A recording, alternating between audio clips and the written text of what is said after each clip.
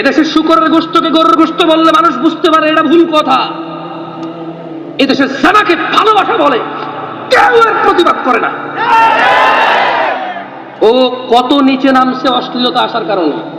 আল্লাহ বলেছে জানা, রাসূল বলেছে জানা, কোরআন বলেছে জানা, হাদিস বলেছে জানা, আলেম বলে জানা, হুজুর বলে জানা, ওর মা বলে জানা, ওর বাপ বলে জানা, ওর সমাজ বলে জানা, ওর দিন বলে জানা, ওর নিজে জানে জানা, ও বলে ভালোবাসা।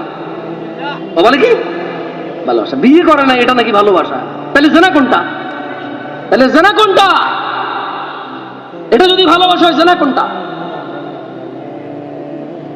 আল্লাহ আমাদেরকে বুঝার তৌফিক দান করুন। যাই হোক, কোরআন তেলাওয়াত করলাম না বেশি। আজকের এই উপস্থিতি যারা আছেন, যারা ইলম অর্জনের জন্য এতটুকু এসেছেন, রাসূল সাল্লাল্লাহু আলাইহি ওয়াসাল্লাম বলছে, যে ব্যক্তি ইলম অর্জনের জন্য আল্লাহর রাস্তায় বের হয়, আল্লাহ সুবহানাহু ওয়া তাআলা তার জন্য জান্নাতের রাস্তা সহজ করে দেন। ছোট ভাই আমার, যদি কোনো হারামে লিপ্ত থাকো, খবরদার এখন স্টপ করো। তুমি তো মারাও যেতে পারো, আর তুমি যাকে পছন্দ করো সেও তো মারা যেতে পারে। তুমি বিয়ে করলে মেয়ের ভাগায় নিয়ে যায়, অথবা তুমি হারামে লিপ্ত আছো, এটা অ্যাক্সিডেন্টে মারা যেতে পারে না? তো ফিরে আনতে পারবা? ফিরে আনতে পারবা মৃতকে?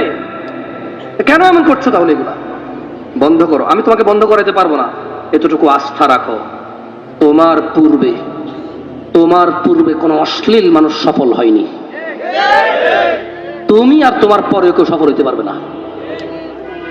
যা হয়েছে হয়েছে, আল্লাহর কাছে ফিরে আসো, ঈমান আনো, ভালো কাজ করো, পূর্বের সমস্ত গুনার জন্য অনুতপ্ত হও, তোমার সমস্ত গুনাহকে আল্লাহ নেকিতে পরিবর্তন করে দেবে।